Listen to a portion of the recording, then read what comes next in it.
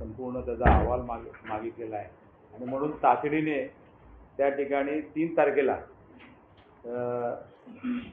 Collector ऑफिसमधून आम्हाला संबंधित उमेदवारांनी ज्या त्या ठिकाणी ह्या डाऊटफुल असलेल्या मशीन चेक करण्याकरता जी मागणी केली होती आणि त्याबद्दल पैसे भरले होते, त्या संदर्भामध्ये तातडीने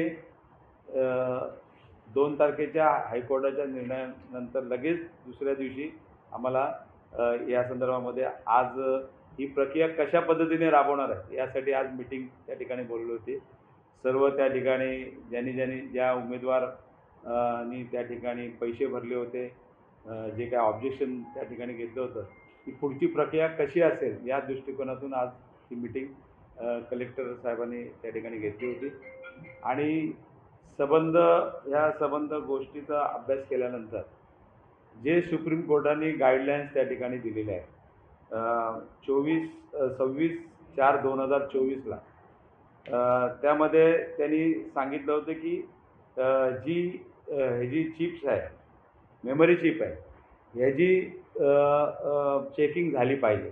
हे सुप्रीम कोर्टाची म्हणजे सुप्रीम कोर्टाने निर्णय दिलेला आहे 26/4/2024 आणि त्यानंतर आपण जे काय आज प्रत्येक पराभूत उमेदवारांनी या ठिकाणी ऑब्जेक्शन रेज केलं होतं, परंतु आता इथे आल्यानंतर लक्षात आलं की या ठिकाणी मॉकपोल होणार आहे. अरे मॉकपोलसाठी आम्ही पैसे भरलेच नव्हते.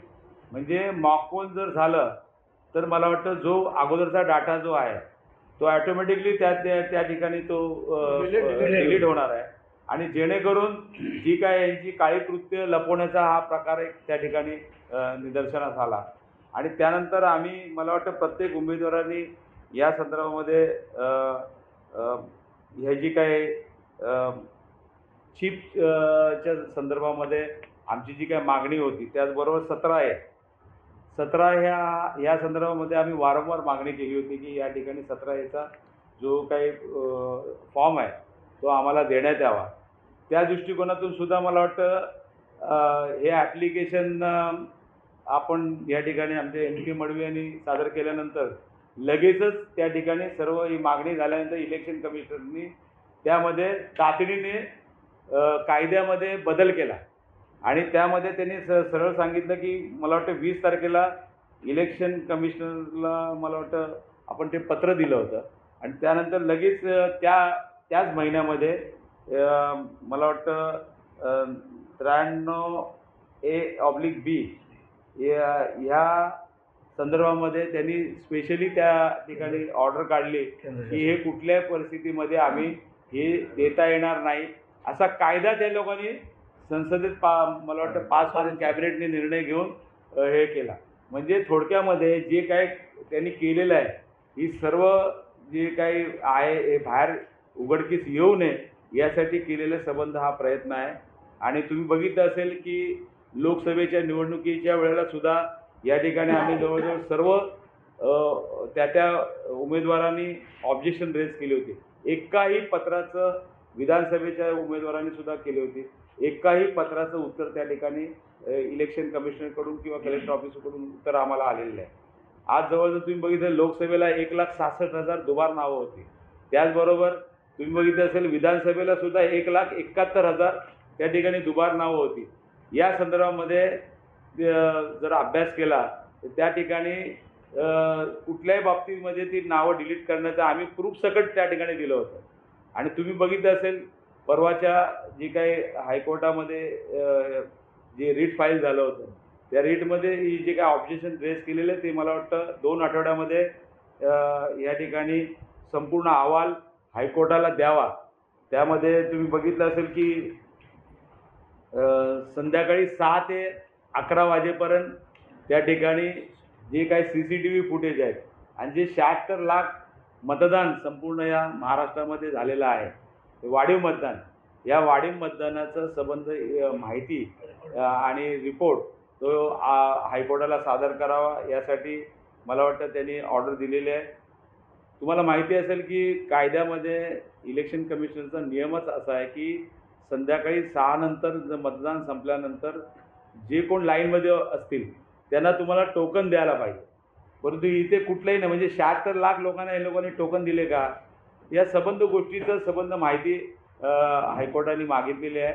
आणि त्याचबरोबर मला वाटतं 95 मतदारसंघामध्ये या संबंध ऑब्जेक्शन या ठिकाणी रेज केलेले आहेत. मग ते कोर्टात असेल, हायकोर्टात असेल किंवा इतर इलेक्शन कमिशनरकडे असेल. जर तुम्ही बघितलं असेल प्रत्यक्षात झालेलं मतदान आणि EVMमध्ये झालेलं मतदान ह्याच्यामध्ये भरपूर तफावत आहे. आणि तुम्ही बघितलं असेल 19 मतदारसंघामध्ये प्रत्यक्षात झालेलं जे मतदान आहे आणि जे EVM मशीनवरती झालेलं आहे ह्याच्यामध्ये सुद्धा भरपूर असा फरक आहे. या गोष्टी ज्या आहेत या संबंध मला वाटतं त्यांच्या निदर्शनास आणून सुद्धा इलेक्शन निवडणूक आयुक्त आहे ते जाणून बुजून त्या ठिकाणी ह्याच्यामध्ये स्वतःची काळी गोष्ट लपवण्यासाठी वेगवेगळे फंडे त्या ठिकाणी निर्माण करत आहेत. आज आम्ही सर्व उमेदवारांनी या संदर्भामध्ये आम्हाला मॉक पोल नको आहे आणि त्या संदर्भामध्ये कायदेशीर पण काय उद्या कोर्टात जायचं आहे ते आम्ही सर्व एकत्र बसून निर्णय घेतो आहे. आणि लोकशाहीचा गळा घोटण्याचं काम आज ह्या माध्यमातून होतं आहे. आज तुम्ही बघितले असेल 76 लाख मतदान कसं वाढलं आणि बरोबर संध्याकाळी 6 नंतर त्याची ती आकडेवारी आमच्याकडे आहे. आणि त्या आकडेवारीमध्ये तुम्ही बघितलं असेल 6, 7, 8, 9, 10, 11 वाजेपर्यंत मतदान चालू होतं. मग आम्हाला तर कुठेच मतदानाची लाईन दिसल्या नाहीत किंवा काय नाही. या संदर्भामध्ये सर्वंद घोळ आहे. आणि आज ज्या पद्धतीने केंद्र सरकार असेल, राज्य सरकार असेल ह्या लोकशाहीचा गळा घोटण्याचं काम या व्हीव्हीपॅटमधून काही स्लिप देखील काढून घेतल्या नाही. त्या संदर्भामध्ये आम्ही त्यांना विचारलं की या ज्या काय तुम्ही स्लिप्स आहेत तर त्यांनी आम्हाला सांगितलं काळ्या पाकिटामध्ये ठेवलेलं आहे. काळ्या पाकिटामध्ये काळी हां. त्यामुळे कुठल्याही उमेदवाराला बोलवलेलं नाही. हां. आणि प्रत्येक गोष्टीमध्ये निवडणूक प्रतिनिधी असतो किंवा तो इलेक्शनचा आपला तो हे असतो त्याची सही असते प्रत्येक वेळेला. मशीन उघडली, मशीन बंद केलं, संध्याकाळचं मतदान झाल्यानंतर त्या ठिकाणी पंचनामा केला जातो. या संदर्भामध्ये जे काही स्लिप ठेवल्या आहेत ते कुठल्याही आमच्या उमेदवारांना पण कळवलं नाही आणि आमच्या प्रतिनिधीला पण कळवलं नाही. त्यामुळे सर्व झोल केलेलं आहे त्या लोकांनी. ओके. सर काय वाटतं अपेक्षित उत्तर मिळालं का आज कलेक्टरकडनं आणि या संदर्भात हो साहेब, आम्ही प्रत्येक लोकप्रतिनिधी त्या ठिकाणी जवळजवळ 25 ते 30 पत्र इलेक्शन कमिशनरच्या नावाने दिले, कलेक्टर साहेबांच्या नावाने दिलेले आहे. परंतु एकाही पत्राचं उत्तर या ठिकाणी आलेलं नाही. कळलं की नाही. आणि आज त्यांना आम्ही जेव्हा सांगितलं तेव्हा त्यांनी सांगितलं की